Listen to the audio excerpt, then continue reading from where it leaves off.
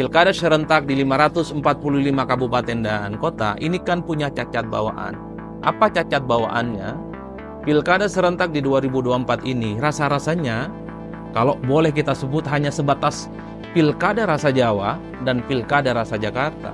Pelaksanaan pilkada serentak menjadi penting dievaluasi supaya masyarakat menganggap orang datang ke TPS itu happy, terpanggil hatinya, tergerak hatinya, TPS penuh. Sehingga kepala-kepala daerah yang terpilih, gubernur, bupati, dan wali kota, itu tentu dipilih dengan riang gembira. Saya kira salah satu peristiwa politik yang sangat fenomenal dan bahkan mutakhir ya, untuk kita diskusikan, untuk kita evaluasi di penghujung tahun 2024 ini adalah pelaksanaan pilkada serentak secara nasional.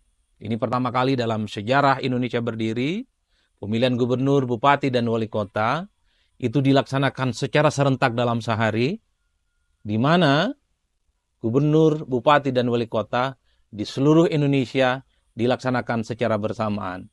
Berbagai peristiwa politik, mulai dari proses kampanye, proses kandidasi, dan bahkan sepanjang kampanye, masih banyak hal-hal yang saya kira penting untuk kita koreksi. Tentu tujuannya adalah supaya pelaksanaan pilkada langsung di kemudian hari jauh lebih baik dibandingkan dengan pilkada hari ini dan jauh lebih baik dengan pelaksanaan pilkada-pilkada sebelumnya. Satu yang saya kira perlu untuk dipikirkan ulang, terutama oleh pemangku kepentingan DPR dan pemerintah, pilkada serentak di 545 kabupaten dan kota ini kan punya cacat bawaan. Apa cacat bawaannya? Pilkada serentak di 2024 ini rasa-rasanya kalau boleh kita sebut hanya sebatas pilkada rasa Jawa dan pilkada rasa Jakarta. Kalau kita membaca satu persatu ekspos politik, seakan-akan pilkada itu hanya terjadi di Jakarta, hanya terjadi Jawa Tengah, Jawa Timur, dan Jawa Barat, termasuk hanya di Banten. Mungkin hanya sedikit saja di luar Jawa yang disinggung, yaitu pilkada di Sumatera Utara, karena menyangkut adalah bagian dari keluarga besar Pak Jokowi. Di luar itu, pilkada-pilkada di tempat lain, di Kalimantan, di Sulawesi, di Sumatera, di NTT, di Papua, di NTB, dan seterusnya, sepi pemberitaan, padahal menyangkut kepemimpinan daerah juga tentu membutuhkan bagaimana berbagai pihak di seluruh Indonesia juga punya kontribusi penting ya untuk ikut serta memantau, berpartisipasi supaya kepala-kepala daerah yang terpilih adalah mereka yang tentunya sesuai dengan ekspektasi dan harapan masyarakat di daerah masing-masing. Oleh karena itu, bisa tidak misalnya kalau pilkada serentak di 2029 itu pilkadanya jangan lagi serentak, boleh dilaksanakan serentak, misalnya serentak dilaksanakan di tahun 2029. Tapi dalam rentang setahun 2029 itu, pelaksanaan pilkada dibagi berdasarkan zonasi. Misalnya antara bulan Januari, Februari, dan Maret itu pilkadanya dilaksanakan untuk Indonesia bagian timur. Sehingga kita semua yang ada di Indonesia bagian tengah, kemudian Indonesia bagian barat juga ikut berkontribusi, berpartisipasi, memberikan masukan bagaimana praktek politik yang terkait dengan pilkada yang ada di Indonesia bagian timur. Lalu kemudian Maret, April, Mei, dan Juli misalnya, pilkada serentaknya di 2029 itu dilaksanakan untuk Indonesia bagian tengah. Sehingga kawan-kawan kita yang ada di Indonesia bagian timur dan Indonesia bagian barat juga berkontribusi dan berpartisipasi untuk mantengin, melihat bagaimana proses kandidasi, untuk melihat sejauh mana rekam jejak para kontestan yang akan bertanding. Lalu kemudian misalnya di bulan Agustus, September, Oktober, November, itu pilkadanya dilaksanakan untuk Indonesia bagian barat. Sehingga saudara-saudara kita yang ada di Indonesia bagian timur, Indonesia bagian tengah juga ikut memelototi bagaimana peristiwa politik yang ada di Indonesia bagian barat. Kenapa menjadi penting untuk adanya partisipasi dari berbagai kalangan? Karena tentu saja seringkali ada temuan-temuan terkait dengan calon yang bertanding, calon yang maju, termasuk proses kampanye. Itu justru muncul dari pihak-pihak luar yang tidak berasal dari daerah itu sendiri. Sehingga apa yang terjadi di sebuah wilayah tertentu itu menjadi tanggung jawab kita bersama. Oleh karena itu, keserentakan pilkada dalam konteks bagaimana di 5 tahun yang akan datang, tentunya kita harapkan supaya didasarkan pada zonasi-zonasi tertentu. Di 2029 misalnya, zonasi tahap pertama Indonesia bagian timur, zonasi kedua Indonesia bagian tengah, dan zonasi yang ketiga Indonesia bagian barat. Tetap dilakukan di tahun yang sama. Saya kira di situ menjadi penting ya. Ini untuk melihat bagaimana civic engagement, partisipasi masyarakat di seluruh Indonesia juga punya perhatian di daerah-daerah lain, sehingga pemimpin yang dilahirkan, proses-proses politik yang dilahirkan itu sesuai dengan ekspektasi-ekspektasi masyarakat di daerah. Nah, yang kedua, kalau mau jujur, tentu saja yang sangat dievaluasi itu adalah bagaimana tingkat partisipasi dalam pilkada serentak kali ini itu sangat rendah. Bahkan kalau kita hitung rata-rata, itu kan di bawah 60%. Tentu ini menjadi berita buruk ya dalam konteks demokrasi elektoral kita. Dalam studi-studi demokrasi, partisipasi masyarakat itu menjadi signifikan untuk memberikan legitimasi kepada pemimpin yang terpilih. Bisa kita bayangkan, kalau pemimpin yang terpilih, angka partisipasinya rendah, tentu ini tidak sahih, tidak terlampau kuat, bisa diklaim mewakili seluruh masyarakat di daerah tertentu. Meski secara politik, sekecil apapun tingkat persentase dan partisipasi masyarakat, itu sah. Tapi dalam konteks demokrasi, legitimasi masyarakat secara mayoritas menjadi penting. Oleh karena itu, saya kira pelaksanaan pilkada serentak menjadi penting dievaluasi supaya masyarakat menganggap orang datang ke TPS itu happy, terpanggil hatinya, tergerak hatinya, TPS penuh. Sehingga kepala-kepala daerah yang terpilih, gubernur, bupati, dan wali kota, itu tentu dipilih dengan riang gembira. Tapi saya menduga ada beberapa hal yang menyebabkan tingkat partisipasi di pilkada serentak kali ini itu rendah. Apa itu faktornya? Saya menduga yang pertama adalah faktor kebosanan secara politik. Harus diakui di 2024 ini adalah tahun politik yang sangat crowded, sangat penuh dan penuh sesak. Kita tahu di 2024 ini, di bulan Februari, Pilpres dan Pileg dilaksanakan secara serentak. Dilanjutkan misalnya dengan sengketa Pilpres yang cukup panjang. Dilanjutkan dengan sengketa Pileg yang juga cukup panjang. Belum selesai persoalan Pilpres dan Pileg, tiba-tiba bangsa ini disuguhkan bagaimana proses kandidasi menuju pilkada serentak sudah dimulai. Karena pilkada serentak dilaksanakan pencoblosannya di bulan November. Jadi saya membayangkan di berbagai tempat masyarakat kita itu bosan datang ke TPS.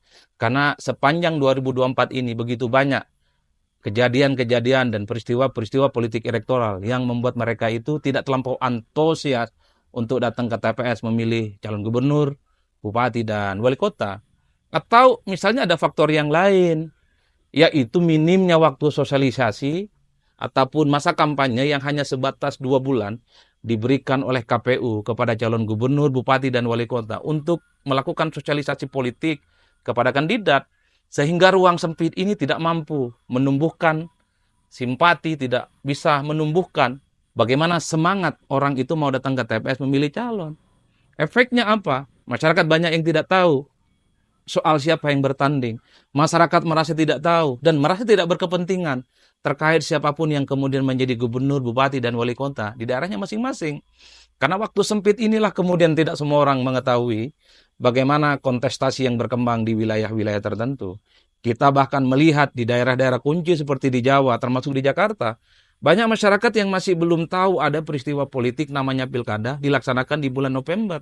Dan kita bisa bayangkan di tempat-tempat lain di luar Jawa, di luar Jakarta, yang saya kira pengetahuan mereka terkait dengan pilkada itu cukup rendah. Faktor ini yang kemudian membuat kenapa partisipasi politik di pilkada serentak kali ini itu cukup rendah. Atau jangan-jangan faktor yang ketiga, ini menurut saya menjadi faktor determinan. Apa itu faktornya? Mungkin juga masyarakat di seluruh Indonesia, di daerah-daerah, kabupaten, kota, dan provinsi menganggap siapapun yang jadi gubernur, bupati, dan wali kota itu tidak ada gunanya karena sudah silih berganti. Orang berganti gubernur, berganti bupati, dan wali kota. Tapi persoalan-persoalan daerah itu tidak tuntas. Kemiskinan, kesejahteraan, pengangguran, kesehatan, dan seterusnya, dan seterusnya, dan seterusnya itu tidak pernah selesai. Siapapun yang jadi gubernur, siapapun yang jadi bupati, dan siapapun yang jadi wali kota, itulah yang mungkin saja membuat orang itu apatis. Untuk apa capek-capek datang ke TPS dari pagi, antri, kemudian buang-buang waktu. Kalau in the end, Pemimpin yang terpilih adalah mereka yang tidak pernah menyelesaikan persoalan-persoalan kebangsaan kita. Saya selalu memberikan contoh di berbagai tempat. Saya kebetulan orang Madura, masih menjadi bagian dari Jawa Timur, selalu mengatakan, sudah berulang kali ganti gubernur, sudah berulang kali ganti bupati. Tapi di kampung saya, di Madura itu, masih menjadi kabupaten yang sampai hari ini persoalan-persoalan kemiskinan dan keterbelakangan itu tidak pernah selesai dan tidak pernah tuntas. Ini yang saya kira menjadi faktor determinan kenapa tingkat partisipasi di pilkada serentak di 2024 itu sangat penting untuk kita koreksi. Bagaimana ke depan pilkada itu harus menjadi milik kita bersama, sehingga masyarakat itu menjadi penting datang ke TPS, memilih calon-calon yang menurut mereka pastinya akan mampu melakukan perubahan-perubahan signifikan, terutama terkait dengan kehidupan dan kesusahan yang mereka alami selama ini. Nah, lalu evaluasi selanjutnya adalah tentu ini hampir sama dengan pelaksanaan Pileg dan Pilpres gitu ya, yang juga dilaksanakan di tahun 2024, adalah persoalan politik uang. Kita tahu di berbagai tempat begitu banyak masyarakat yang mengeluhkan praktik politik uang yang cukup vulgar, yang cukup masif dan sistematis dilakukan oleh pihak-pihak tertentu untuk memenangkan pertarungan politik. Sejak lama saya selalu mengatakan, politik uang itu sulit rasanya untuk bisa dihilangkan. Karena dari segi kontestan, dari pihak-pihak yang bertanding, dengan pemilih itu mutual interesting. Sama-sama saling membutuhkan. Satu sisi, para kontestan, tim sukses, dan tim pemenangan itu sangat paham betul bagaimana untuk mendapatkan dukungan pemilih dari rakyat. Apa kuncinya? Bansos, uang, kerudung, sembako, dan seterusnya, dan seterusnya. Itu adalah faktor yang menjadi kunci. Bagaimana ini adalah strategi politik dari calon untuk mendapatkan dukungan politik dari pemilih. Dan pada saat yang bersamaan, bagi pemilih, mereka ini cukup toleran. Bahwa seorang pemimpin, gubernur, bupati, dan wali kota, mereka perhitungkan juga bagaimana pemberian secara logistik. Mereka juga sangat toleran dengan uang yang akan diberikan oleh calon. Bukan hanya di daerah-daerah tertentu yang kita kenal mungkin selama ini cukup permisif dengan politik uang. Di Jakarta sekalipun dari data-data yang kita punya, ada sekitar 35% masyarakat, warga Jakarta, yang mentoleransi adanya politik uang. Bagi orang Jakarta, 35%, mereka mengatakan bahwa politik uang adalah wajar. Bagi 35% masyarakat Jakarta mengatakan jika ada paslon dan tim sukses memberikan uang, memberikan sembako dan logistik yang lainnya kepada pemilih, itu adalah sesuatu yang seharusnya memang dilakukan oleh para kontestan jelang pencoblosan di TPS. Ini yang saya kira memang menjadi PR kita bersama. Bisa tidak kalau gubernur, bupati, dan wali kota yang terpilih adalah mereka yang terpilih karena kebaikan hatinya, terpilih karena rekam jejaknya berpihak dan memperjuangkan aspirasi rakyat, terpilih karena memang selama ini punya niat baik dan komitmen untuk menyelesaikan persoalan-persoalan daerah. Bukan mereka yang jadi gubernur, bukan mereka yang jadi bupati dan wali kota, hanya karena politik syai'un, politik uang, politik bansos, dan politik logistik yang lainnya. Inilah sepertinya yang kemudian membuat Presiden Republik Indonesia, Prabowo Subianto, beberapa waktu yang lalu mengkritik secara terbuka mahalnya ongkos politik yang terjadi sepanjang pilkada, membuat Pak Prabowo Subianto sempat mewacanakan bagaimana pemilihan kepala daerah ini dikembalikan kepada DPRD. Bagi saya ini sebagai salah satu kritik, karena memang pilkada kita selama ini cukup brutal, cukup mengerikan dan bahkan terkesan norak. Karena berpolitiknya bukan dengan gagasan, politiknya bukan berdasarkan program-program yang visioner, tapi berpolitiknya hanya bermodalkan kekuatan uang dan logistik. Ini yang saya kira kalau tidak bisa dibenahi persoalan politik uang dan politik logistik, bahwa apa yang disampaikan oleh Prabowo Subianto soal bagaimana pemilihan kepala daerah tidak lagi langsung, tapi hanya diwakilkan oleh DPRD. Dan kalau melihat kecenderungan hari ini, di mana Prabowo dan Gibran hampir mendapatkan dukungan 100% dari semua kekuatan politik yang ada di negara ini.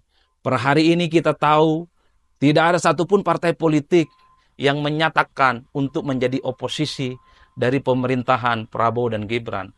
Kalau kemudian isu yang terkait dengan pilkada, Tidak lagi langsung dan hanya dipilih oleh DPRD dan kemudian didukung oleh mayoritas kekuatan politik. Bisa saja di kemudian hari, 5 tahun, 10 tahun, 15 tahun yang akan datang, kita akan kehilangan momentum bagaimana demokrasi langsung, kepala daerah yang dipilih secara langsung, tidak akan lagi terjadi di Indonesia. Oleh karena itu, butuh kekuatan politik dari semua kalangan, civil society, kelompok-kelompok aktivis, dan pegiat demokrasi. Sekalipun begitu banyak pilkada, compang-camping kanan kiri, begitu banyak persoalan-persoalan terkait dengan pilkada yang saya kira sangat layak untuk dibenahi. Tapi solusinya bukan pilkada dipilih oleh DPRD. Karena bagi saya, sekalipun pilkada dipilih oleh DPRD, persoalan-persoalan politik uang, saya hakul yakin tidak akan pernah selesai. Justru politik uang itu bergeser, tidak lagi terjadi pada rakyat secara langsung, tapi politik uang itu hanya bergeser pada sejumlah elit tertentu di partai politik dan hanya bergeser dan berkutat pada anggota-anggota dewan yang memiliki hak pilih untuk menentukan siapa yang jadi gubernur, bupati, dan wali kota. Kenapa begitu jalan ceritanya? Tentu dalam konteks untuk mendapatkan rekomendasi partai, mencalonkan diri sebagai calon kepala daerah, tentu sang calon butuh mahar politik untuk mendapatkan dukungan dari partai. Di situ juga keluar uang. Lalu yang selanjutnya, sejumlah DPRD yang punya hak pilih tentu saja harus diyakinkan bahwa mereka itu memilih calon tertentu. Bagaimana caranya? Tentu juga dengan logistik. Kemungkinan politik uang yang beralih dari rakyat kepada DPRD juga tidak akan bisa dihilangkan sekalipun pemilihan gubernur, bupati, dan wali kota itu dipilih oleh DPRD. Yang saya khawatirkan jika pilkada tak lagi dipilih langsung oleh rakyat, politik uang justru semakin masif, angkanya semakin besar, karena bisa saja elit-elit partai dan anggota-anggota dewan di daerah ini sok jual mahal untuk memberikan dukungan politiknya kepada calon gubernur, calon bupati, dan wali kota. Dan mengerikannya, kalau pilkada tak lagi dipilih secara langsung, tapi dipilih oleh DPRD, besok-besok calon-calon kepala daerah itu hanya akan banyak calon-calon kepala daerah yang jadi-jadian. Misalnya atas nama kepentingan koalisi mayoritas. Bisa saja calon yang dimunculkan itu kelihatan siapa yang harus menang, supaya tidak muncul calon tunggal, dimunculkan calon jadi-jadian. Itu yang saya kira partisipasi masyarakat sesuai dengan kebutuhan daerah akan teramputasi jika pilkada tidak lagi langsung, tapi hanya oleh DPRD. Nah selanjutnya, kalau pilkada tak lagi langsung tapi dipilih oleh DPRD, mengerikannya adalah tentu yang menjadi gubernur, bupati, dan wali kota tak lagi mereka seperti orang biasa-biasa saja, orang kampung, orang biasa, tidak punya kemewahan untuk menjadi kepala-kepala daerah. Dalam pilkada langsung kita saksikan orang yang selama ini bukan ningrat politik, bukan suhu politik, bukan darah politik, tapi karena pilkada langsung disukai oleh rakyat, maka dia terpilih menjadi kepala daerah. Kalau pilkada tidak langsung oleh rakyat, tapi dipilih oleh DPRD, saya 1000% hakul yakin bahwa yang jadi gubernur, bupati, dan wali kota hanyalah mereka yang punya ningrat politik, adalah mereka yang punya darah biru politik, dan mereka yang keturunan suhu politik. Dan yang paling penting, yang pastinya menang adalah mereka yang punya logistik yang berlimpah. Maka rakyat biasa, orang biasa, jangan pernah bermimpi untuk menjadi gubernur, bupati, dan wali kota di Republik Indonesia.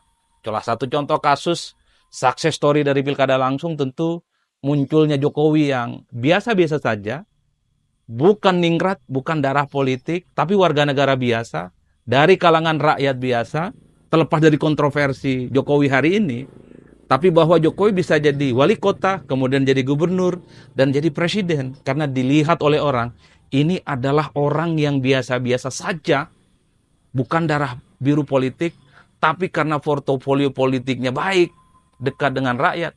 Inilah yang kemudian membuat Jokowi yang bukan dari kalangan orang yang berpunya, kemudian mampu memenangkan pertarungan dari Solo, Jakarta, dan presiden.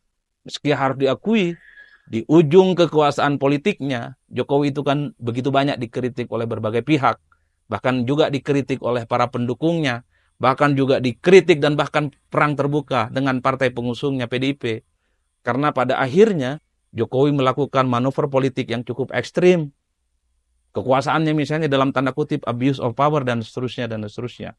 Tapi terlepas dari itu, soal Jokowi yang memang perilaku politiknya begitu banyak memancing perdebatan dan kekisruhan, tapi bahwa apa yang terjadi pada Jokowi itu menunjukkan pilkada langsung di Indonesia itu memungkinkan orang biasa-biasa saja di Republik ini bisa menjadi calon pemimpin di Republik.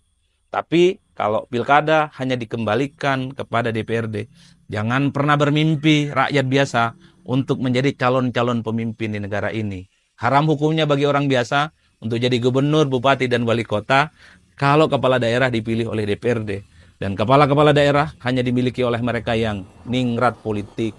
Ini yang saya kira menjadi penting kita lihat bagaimana ke depan supaya pilkada kita itu jauh lebih baik dan sebisa mungkin jangan lagi dipilih oleh DPRD. Salam sehat, salam hormat, dan salam politik syai'un syai'un.